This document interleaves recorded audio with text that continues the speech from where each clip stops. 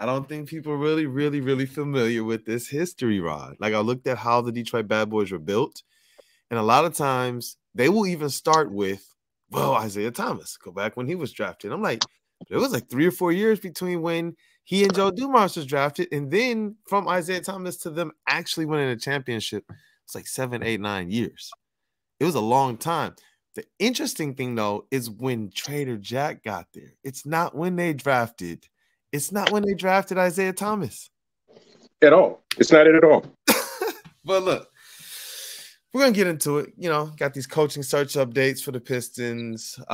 This fascination with Brandon Miller over Scoot Henderson. But I really wanted to talk about this restore versus the Bad Boys rebuild. But what up, though, people? It's your boy Brandon Dent, a.k.a. Detroit Kool-Aid, and you're rocking out with the Woodward Pistons podcast on the Woodward Sports Network. And look, you guys already know Mr. Jeff Frady, Mr. Everything is on the Morning Woodward show already, but it's okay. We got the duck up here this morning for him. And we're going to get the legend back in here really quickly. But we got Detroit News Rod Beard, and we're going to do this drum roll real quickly. Hopefully he gets him back in here on the stream too. Hey, yo! See, look, I told y'all the drum roll will get him right back in. Hey, yo! Shout out to the legend Detroit News Rod Beard. Now, bro, I want to get through some of these updates because I don't want to hold you too long this morning. All right. I know you got some things on the plate, but there's a lot on the plate, actually, at least from what I've been interacting with people. I've been getting into the comments. I know you told me not. I know you told me not to. I did. One of them, it felt like a trap. It's a friend. It's somebody who they're all traps. You know this. They're all traps. But bro, how are you doing first, man? How are you? I'm doing good, man. I'm doing good. Just had some time off and getting back in stride again. I feel you, man. Like I told you, I'm excited for the warmer weather. Electric car is going great. About to get out here and start trying to hoop. I saw Ashton and Cannon. They have their basketball tournament. I don't know what format or style yet, but they just announced more details on the way. It's going to be in Dearborn. Shout out Ashton, the trainer, and Cannon Cunningham. That's Cage's brother and Cage's trainer and cousin as well. So that's going to be a fun time. I'm trying to get, back in shape. I've been rehabbing. I've been hitting I've been hitting it, man. I've been hitting it. I've been getting your Rocky on. You've been getting your Rocky on. You've been getting your Rocky back on. Hey, bro, I've been in there. I'm gonna get it. But look, red and blue. Okay, we got things that we got to talk about today. Okay, decisions. But let me start here, man, with this coaching search update really quickly. The Pistons have kind of narrowed in, at least on the people that they've interviewed, on Charles Lee, Jaren Collins, as kind of the more impressive candidates. I know that there are more candidates that they're going to also interview. One of the ones, though, the third one here, and I kind of waited, it was Kevin Ollie. And we kind of talked about him a little bit on one of the previous pods. And he's somebody that's become increasingly impressive to me. He and Jaren Collins. Like Jaren Collins, for everything that I love about Charles Lee, Jaren Collins seems to have that type of same experience, but a little bit more. Is there anything to these three candidates? Because I know a lot of people right now, they're really sad or upset or like, hey, why didn't we even kick the tires on Ime Udoka, who is signing with the Houston Rockets to become their head coach? What is it here? Because people are like, why are we not looking at actual head coaches, people with head coaching experience? Why are we looking at these guys who are kind of assistants? Most of them have player development and defense as their calling card. That's what I've noticed. The key thing between Jaren Collins, Charles Lee, and Kevin Ollie is player development and defense. And I'm sorry, a third thing, professionalism. I was looking for the different attributes and qualities that people were saying about them. And Kevin Ollie, they're like, he's professional. So are we missing out here? And is there, with Udoka going to Houston, with us not really focusing on a head coach, a candidate with head coaching experience? Or are you still kind of like, these candidates in front of us and whoever he could bring in later are there a go? Well, first thing I'm glad to see is that it's sort of young black assistant coaches who are getting an opportunity. And it's not sort of this, we'll you a token interview, and I don't mean token in that sense, but we'll give you an interview, but you're not really a candidate. And these are just guys who Appreciate are your right there on colleague. the fringe. You're giving it a serious go for all of these guys and young guys. And not to say that the only candidates, Rex Kalamian is also one of the candidates here. So you can even say to a degree, minority candidates who are getting a chance to interview for a head coaching job and getting a serious look. If anybody who has questions about any of these guys and their development backgrounds, if Dwayne Casey is involved in the search, which we know he is, then yeah, there's going to be a guy who needs to develop players, and they understand the importance of that because of the way this roster is constructed. And again, if you're not going to trust Troy Weaver to bring the coach that he needs to make this work, then it doesn't matter. They could bring in anybody, and people would have an issue with it. So I think it's really just you're doing the right thing by looking at the profile of the types of guys that they're bringing in. But I think the other thing is that they have young guys. They're not doing retreads and bringing in. I think Udoka might have been on the list, but he was so. They're going through a process, and it looked like the Rockets were trying to get done quickly. And that deal came together like that, right? So that was the surprising thing, is that thing was done so quickly. But Udoka probably didn't want to go through this process, and the Pistons probably weren't ready to say, we're just going to name you the coach tomorrow. There are some questions, or there's some things we want to do and vet everybody else. So I credit Troy Weaver with that, is not trying to jump the gun and not trying to do something quickly before he got his process done of what he wanted to do. I like that. Because we saw Gore's kind of with at least the SVG hire. I think he kind of just went after the name that kind of hit the market. There was Mark Jackson, those two names were kind of out there at that time. I feel like there was another coach, and I can't remember who it was, but SVG is who he went all in on. But even with that, it was about going after somebody who he thought was going to bring a basketball mind to the table. And he still made sure to augment things with Ed Stefanski at that time, and then wanted to bring in Arn Tellem as well. And what I see him doing now with Troy Weaver and his connections is he's letting basketball minds be what dictates what's going on. That's what I love about Dwayne Casey moving to the front office, is this is somebody with a wealth of not just NBA experience, but college experience too. He was a successful college basketball player. Shout out to him getting into Kentucky's Hall of Fame this past season, I believe. He's an accomplished individual and an accomplished basketball mind. And as it relates to player development and defense, these are the things that we know he continues to push. So it's cool to see that within the coaching search, these are things they're focusing on, because they're going to be the most prevalent, in my opinion, to focus on for this squad, or factors against them. The defense mattered a lot this year, more so than it did the year prior. The year prior, their defense actually made them more competitive in the second half of the season. So, and that was with less offensive firepower. But, Kevin Ollie, a coach who I see a lot of people saying, why him? That's a Dwayne Casey retread. Why? Oh, his one run at UConn. I'm like, all right, let's dig into what he actually is doing. We love some of these prospects coming into this draft, including the Thompson twins. He has some responsibility to do with that as this head of player development for Overtime Elite, not just one of the coaches. You know what I'm saying? He has a lot to do with what's going into some of these players are going to be in the draft, even who may get picked second round or lower in the first round. So it's like, when you look at this type of stuff, how can we be like, yo, we like how these Thompson twins look, but then on the other end say, who is Kevin Ollie? What has he done? I don't know, man. I don't know. I kind of like all the candidates. You read the comments.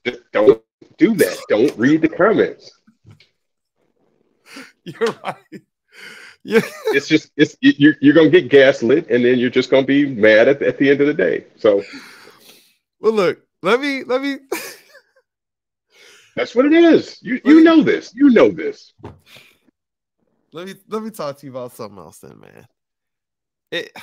It's another comment conversation, but listen, this one's from a friend of the show. Okay,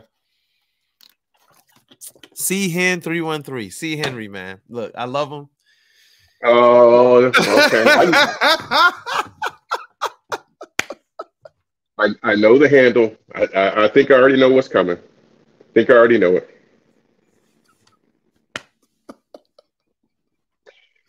Shout out to C here. All right, look. Don't read the comments, but if you do, when you see certain people in the notifications column, you know what's coming. You know what's coming. Oh, I You look, know I what's knew coming. it. I knew it. And that's what baited me. I saw the handle. I was like, no, I gotta look at this one. I gotta look at this one, man. And so I went in and I was just like, you gotta be kidding me. So look, he Come on, let's go. Let's do it. right. All right, look. He believes that there needs to be a supreme amount of criticism placed at the feet of Troy Weaver, and that he was on board. He says he's giving this fourth year this kind of, yo, look, you got to take this huge, and the glasses have come off, this huge step forward. He's saying, look at the first draft class. What is Sadiq Bey? What is Killian? Even Zeke? He's like, with Isaiah Stewart. He's just like, what is that? Look, Cade and Jaden, they fell into his lap. Duren, okay. It's just like there's no hope. There's no real push. There's no real semblance of like foundational talent.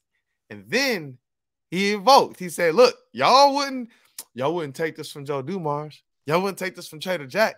Those boys got in, bing bang boom, and the moves was done, and they were good." And I was like, wait. Troy Weaver came in and said that it was the Detroit Bad Boys that actually was the inspiration for the rebuild, not the going to work Pistons, which I thought was really interesting, but I didn't understand why.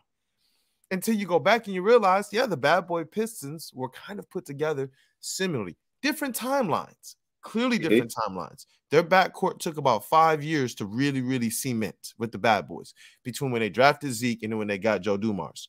And when you knew they were going to be it. Troy Weaver did this in like 3 years with Cade Cunningham and Jaden Ivey. And his backup point guard, who everyone's ready to ship off to China, was averaging like, 10 to 11 and 6? After starting off historically bad? I don't know. But, so I looked at things, and I was like, all right, Trader Jack, because I love him. I'm not here to hate on Trader Jack McCloskey. Come on now. I love him. Like, I got these bad boys up on my wall. But do you understand that he took over for a historically bad team that was coming off of kind of similar win records? And for like 2 or 3 years before he drafted Isaiah Thomas, he was effectively spinning his wheels. What's up, Ron? Hold on, I got the records here. Let me get the records. Okay, look. I sent this to him, man. And I sent it to him because I think more people need to be aware of what the Pistons are actually trying to do. 1979 and 1980. Okay, Jack McCloskey. The Pistons were 16 and 66, bro. Shout out to Dickie V, head coach. Oh, he took over that year. He was 4-8 as a head coach. 1980, 1981. 21 and 61 record, bro. Trader Jack is still the guy in charge. 1981, 1982. This is where you see a little bit of a jump with them. 39 and 43. Trader Jack is still in charge. Now, when you look at the overall, you showed some improvement that they were kind of competing after about year 3, year 4. But it wasn't until that point in time, not until they got Joe Dumars, which was like year 5, year 6, year 7 of Trader Jack, did this team, this Bad Boys team, were they able to actually build on the foundation and capitalize on the fact that they got Isaiah Thomas, that they made that right pick.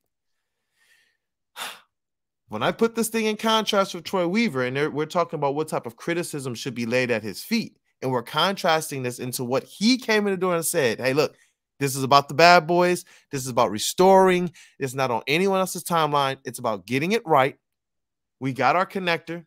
We got our Ivy, who's going to be in our backcourt. Oh, man, we got our Duren. We got these pieces a lot faster. Now we have to just augment? I don't know. I thought that the argument of criticism at Troy's feet would be something that we'd be talking about at the end of next season or at the end of the fifth year, but not right now. I thought more people would understand, at least in this rebuild, from my perspective, especially when we look at previous squads, bro, what the deal is. Let me know what's on your mind. Let me know what's on your mind, man. More reasonable people would have got. This is this is a whole different era. Do you think that people were really going for the number one pick and rebuilding that way through the draft in 79, 80, 80, 81? So Troy Weaver's playing a completely different GM game than Jack McCloskey was. And just like I said, you cannot take anything from the last part of this season because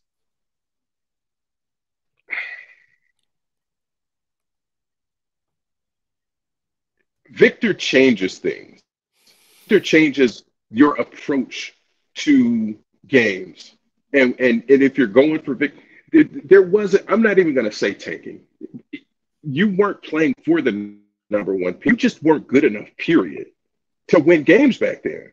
They weren't trying to get the number one pick. That was just the best that they could do, given the roster they had and the situation that it was. Bad, man. It was bad. If you look at the worst teams in 79, 80, 88, the early 80s, anywhere in there, the worst teams would get run off the court by the worst teams today because they were just poorly constructed rosters and just lack of talent that's there. The last person on the bench now is a much more talented player than the last person back then, but that's just time, and you can't compare eras that way. Why would you want to say Troy is on the clock this year, given the injuries and everything else? Because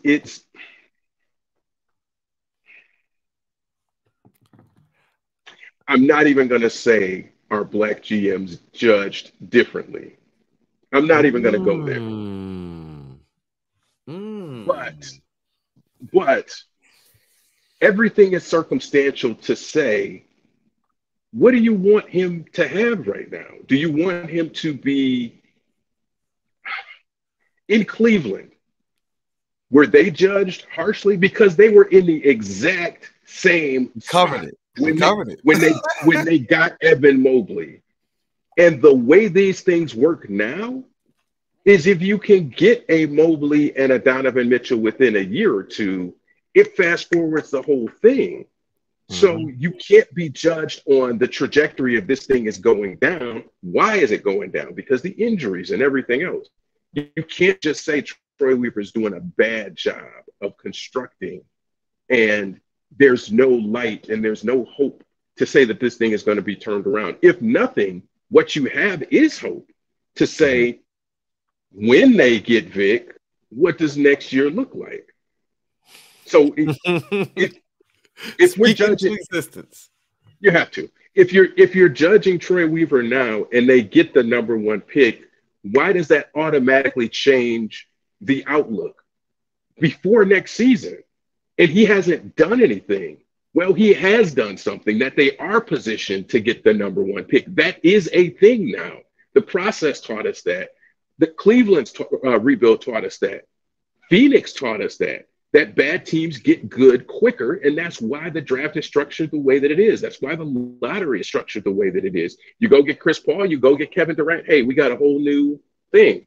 But these roster, homegrown, draft-built teams eventually get better just because they do. That's the state of free agency and the draft in the NBA now. So has Troy Weaver positioned them in a better spot than they were 4 years ago? Only an idiot would say no. Only an idiot.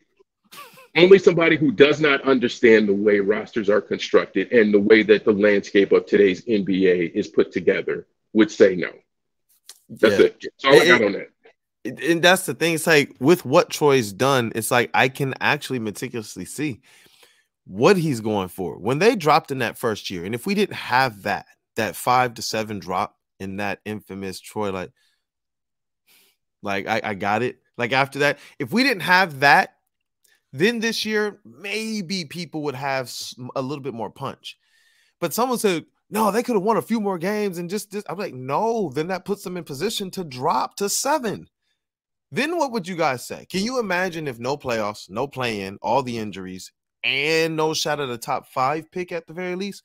bro, that's straight up swinging in the park with the fire going all around you. Like, this is fine. That's that meme. That was, I think, when you realized early on, all right, Marvin Bagley's injured, and we were calling this out from a basketball standpoint early. It was one of the first questions I asked in a press conference. What the heck is up with your pick and roll game? It is non-freaking existent. Y'all aren't playing two bigs. You're not playing your best two bigs together. And they kept saying it. We're hurt. And some of these guys are still learning the principles of the pick and roll in the NBA game. Duren is just coming in. Everyone said Casey, he deserves to be here, but he was still learning. You know, and Stewart wasn't necessarily the pick and roll lob threat that Marvin Bagley was. You know, and it distorted a lot of things with Cade. It seemed like early on they made a proactive choice to say, hey, Cade, let's get this thing taken care of. And they stated out of their own mouth, development from this point forward. Get these young guys ready. Casey was saying it, and I was writing articles. Hey, Ivy is our reason why this year. Ivy is our reason why. And so when it's like that, like you stated, the bad boy squads were rebuilding from being putrid. We're rebuilding, or at least the Troy Weaver aspect of the Pistons are rebuilding now from a standpoint of kind of controlled demolition, right? They were in the playoffs, controlled demolition, and then a rebuild strategically, though. And you want to make sure this time, well, hey, look, last time within the foundation, we did this wrong. Last time we used lead pipe. Let's do this time. And it might be, so back in the bad boys day, it might have been, hey, let's get the lead pipe, and it's easier. You can't do that today. Today, you might have to go and get a special type of PVC, but then that might hurt the ground based on what the climate activists are saying. It's a whole different thing. And so now all of a sudden he comes in, he drops. You saw his face. I'm not dropping again. I am ensuring that we know exactly what we're getting and what we're doing. Who was at the draft his first year? He was there his first year. He's finishing his fourth year. How many drafts have the Pistons had? Yes, Killian, Cade, Ivy. He's coming up on his fourth draft. So let me point something out. Ever since he dropped, has he been back at the draft in the lottery? He's at the chair. Has he sat in the chair? Has he been the representative at the lottery? No. So he knows something. I'm just saying. He knows something. I'm just saying. He let Ben go the next year, and then he let Rip go last year. And it's like, bro, I don't think people understand too, because you're right.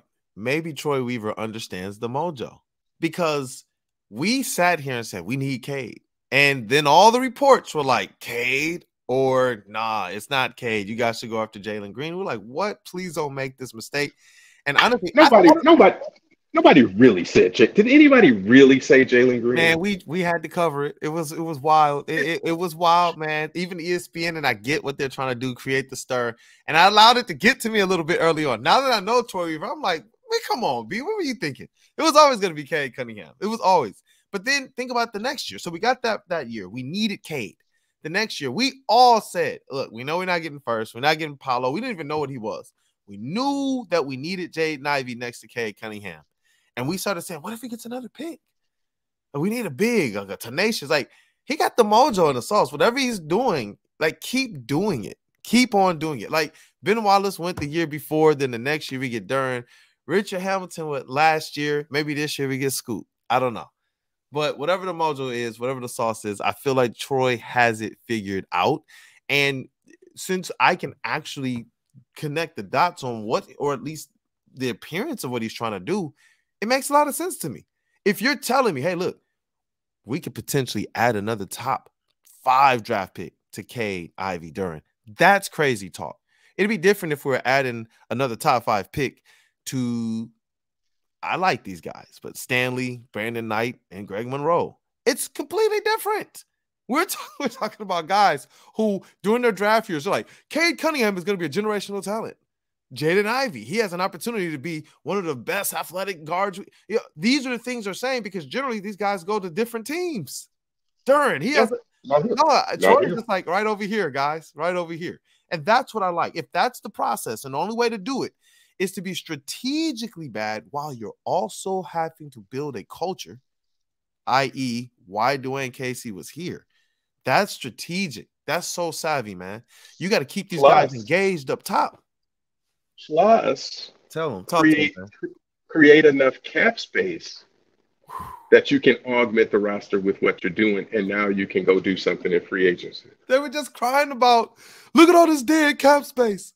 Why we got dead men on the roster?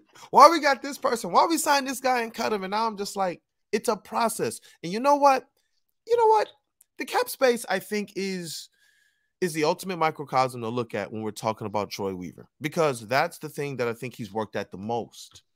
That's where it's been the hardest. The draft, he just, every time he talks about the draft, it's just player evaluation. What? This is my job. But the cap space is the one where he's been kind of like, I'm like,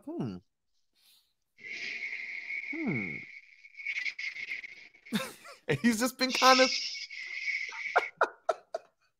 We've positioned ourselves to have another top 5 draft pick and to be active in free agency. We positioned ourselves. I remember early on, man, you used to, there was one episode or a couple of them, man, and you were just like, with the fork and the knife, like, it just is what it is. And it's like, that's Troy, man, just slowly dissecting. And yes, you want to see the wins. And I told Sehan, I was like, but look, bro, yes, my timeline, you have to understand, based on everything we've been reporting, based on everything that we've been covering and seeing, and based on how it looks, he's hitting the marks. He's hitting everything he said he wanted. And based on what we stated in the beginning, like, this is your vision, cool. We'll get on board for that. Now, if he faltered from that, bro, yeah, we're gonna get on it. The injuries in the step back this year, we were like, all right, bro, what happened? But Cade Cunningham, Marvin Bagley. So what are you gonna add though? Oh, you brought in a Duren, a Burks. You know what I'm saying? You brought in a Wiseman. You're getting us another top draft pick. You got the cap space, so you can still augment and add more talent. What he stated this year is he thought that he had enough to overcome injury. Now he knows. Last cherry on top as it relates to what this team needs, not as it relates to a specific position, but it's depth. And he said depth beyond injury, not just talent. I need to know that, that's why I'm glad he said we look at all of our guys the same. I need to know whoever's coming off the bench can do the job. That's what championship caliber teams have. So if John Morant's out, if Devin Booker's out, those teams are still being carried. They're still having an opportunity. It's not like doom and gloom. Like, oh my gosh, we have no chance to win. Those squads are built up a certain type of way. And we talked about his purview and his experience with OKC Thunder and trying to actually improve upon that. That's what I believe he's doing. I'm not going to take that away from Troy Weaver. I'm not at all. And you're right. That whole we positioned ourselves for this. It's almost like he's trying to tell people, like, look, just work with me. Now, if year 4, the team isn't competitive, but they're healthy, we have some problems. If they fall on health issues the second year and he does not fix those things, we have some problems. But up to this point, he's proven. Oh, Killian Hayes. And people say, look at Killian Hayes. Wait. That's for previous GMs. If you want to say he's supposed to be our starter, he's not. Because he went out and got the starter. For previous GMs, Killian still might be the starter today. That's what we've seen in previous years. And with this GM, it's like, nope. I'm going to push the button on Cade. And we sat here like, would he really take Jay and Ivy? And now we got people sitting here saying, would he really take Scoot? Like, I've seen people say, if he takes Scoot, they might as well trade Jay and Ivy. If he takes Scoot, that don't make no sense. Yada, yada, yada. Because I want to close with this one, just to ask you real quick. And I see your face already. And we talked about it. This Brandon Miller hype, man. And Hoops Hype talked about it. Shout out to Hoops Hype. They were like, look, we still got Scoot number 2 on our big board. We get where all this hype is coming from, and we believe Scoot talked about it too. He said, I knew this was going to happen. I knew that as soon as the tournament came around, it was going to be about who was playing, and people were going to kind of forget about me. And he didn't really get into the nitty-gritty of, well, look at his shooting numbers, look at this, look at that. Bro, I saw some numbers. Though Brandon Miller can shoot the ball, he had some struggles during the tournament. People keep trying to hate on Scoot. His numbers at the rim versus Brandon Miller's numbers at the rim is exactly why I want Scoot. It's like a difference of 30%. 30% between Scoot finishing better over Brandon Miller, bro. That's crazy. That's crazy. We're talking about the NBA. This is the NBA. Like we said with Jay and Ivy, you can't stop those guys in the NBA. We want to hate on Jalen Green, and we know we can't because he's one of those guys. Those guys Yes, in this NBA, they mash. Even the kind of middling ones, they come in and like, why are you giving us 12 off the bench? It's like, stop dunking. Stop just getting right around us. How many middling people did we see? We don't have those guys. They can just come in and they're just fast, pick and roll or not. I'm getting around you into the lane. And we're like, why is there so many open layups? Sometimes we think it's a defense. Maybe it's the personnel both ways. So when I look at Scoot Henderson, man, he's like, he said, nah, it's not acceptable if he falls to number 3. I like that mentality. And he's doing it a lot more smug and a lot more say it with your chest to me than Jalen Green did when he said, nah, Detroit, I'm coming for y'all. No, you're not. But this Scoot thing versus Scoot Henderson versus Brandon Miller, I already know where you stand. I already know where you stand. But just to kind of refresh, this hype, do you believe it is just kind of, not that Brandon Miller's a bad prospect at all, but tell me, man, this hype of Brandon Miller now amongst what do Hoops Hype say? Many mock drafts and many analysts believe the Alabama freshman may be the second best prospect in the class now. Who? Tell me who these people are. Who thinks Brandon Miller? Okay. Sauces. First of all. Preach. They're getting the number 1 pick, so this is a moot point. Victor is better than both of these cats. Second of all, you're not necessarily drafting for need. You're drafting the best player available at 2 or 3 or whatever. If you end up at 2, you're still drafting the best player available.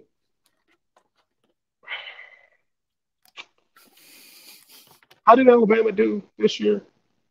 Was he their unquestioned best player? Was he the player of the year? I got questions. I got Brandon Miller questions. I don't really have Scoot questions. I know what he is. I know exactly what he is. Mm-hmm. And you make that work. Even if you hold somebody's feet to the fire and say, you really want Scoot, don't you? Well, we'll swap picks with you 2 and 3. Or 2 and 4, 2 and whatever the thing is. If you end up with one of the twins anyway, you're still good. I trust Troy to say he's going to make the best deal possible. If he doesn't get 1, or he gets 2, and he wants to say Scoot isn't the guy, then he'll make the best deal possible. Mm-hmm. But again, I'm a trust Troy guy. I know there are wild people out here with other ideas. Whatever your thing is.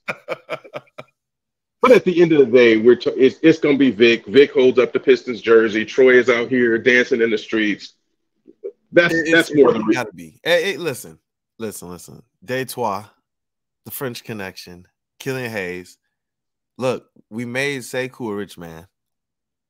They owe us this one, all right? They owe us the Victor Wembanyama Express. They owe us this one. Like, can you imagine it too? Like, I look at some of these teams at the top, and when I look at Detroit with the Renaissance that I believe Detroit is also on as well, and it's really the spirit of the people. I know a lot of times people say, hey, this is just the downtown being built up, and sometimes it has to be the downtown that's built up. I have my own feelings on that, and that's probably for a whole nother podcast we can do. But the spirit of the people, just my friends and family that are still living there and such, people are they're feeling better. They're feeling different. They're feeling more communicative and such and more on the rise, along with, this area. I believe this area is on the rise. We're not in the news right now. There's a lot of bad things that are going on. I'm not saying that it's perfect. So it's like, when our sports teams are kind of in conjunction with that, man, it's just a good feel. It's a different feel. It's a whole different feel. It's just a whole different feel, man. I do believe that. I do believe these Pistons are on the way, man. I think that people need to understand that at least this is the last year that I believe the Pistons are going to position themselves to be active like this unless something catastrophic happens. But, man, I think this was a lot of good talk. This was my this or that, my versus, my either, my ors. You know, the fans in terms of the coaches, they were hoping Emmy, and now we're left with a band of assistants. A lot of fans are like, "Yo, we need Brandon Miller," but I really believe if this winds up becoming a Scoop versus B Miller thing, that it might come down to Scoop. You know, and then this Troy thing. This Troy, is he doing it the right way versus some of our previous winners? You know, so yeah, I hope we covered those things. I want people to tell us what they think. I thought the bad boy stuff was very interesting when you get into the numbers and when you get into it. And as Rod always does, it's the heat, the context. I didn't know what context you were going to bring. Yep. And I love the fact that you made mention to the fact that these two teams, though the records look the same, were doing different things, had different talent bases. This squad today has a completely different talent base than that 16 and 66 squad that Trader Jack was involved with. That squad, different time, whole different time. Yeah. So, hey, this was good. This was really good, actually. I like this one a lot. Thank you, Rob, for your time and your availability as always. I know you gave me some extra this morning. So, y'all, please, man, put a drum roll and a thank you in the comments for the legend as always. Yeah, there's a lot of people, man, who want to do get some content in with you over at Woodward Sports and Woodward Pistons. They're all like, man, we want to jump on just a round table and just ask Rod our questions. So hopefully we can set something up like that. Hopefully we can. I mean, for real, I love your mindset. I love it because I got to tell you, I come in with my mindset. I let you kind of see the outlines and such, and then I know, yeah, it's what you add all the time, and I'm grateful. Being on the beat as a new person, I'm grateful for learning it that way and covering it that way. But just as bros, being able to talk basketball, being able to talk to sport, and be able to, at least for me, to you, being able to kind of look up to you and trying to make sure I'm doing this thing the right way. It's been at building this thing with people. And so I'm appreciative for your example, man. So we're going to get this drum roll going. Hey, yo, shout out to the legend Detroit News, Rod Beard. Thank you all for tuning in to the Woodward Pistons podcast. For Jeff Iafredi, who's on the Morning Woodward Show, I am Brandon Dent, a.k.a. Detroit Kool-Aid. And look, till next time, you all.